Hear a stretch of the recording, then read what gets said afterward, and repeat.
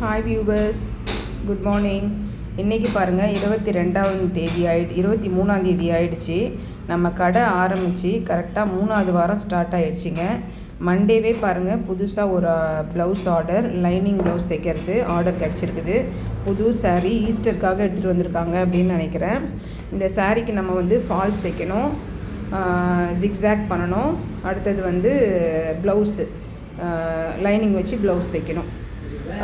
இந்த மாதிரியே நம்மளுக்கு டெய்லி 2-3 ஆர்டர் வர ஆரம்பித்தா கூட நான் கடைக்கு டெய்லருக்கு நான் இதை கட்டிட முடியும். டெய்லருடைய சார்ஜை அவருக்கு கூலியை நான் கொடுத்துட முடியும்.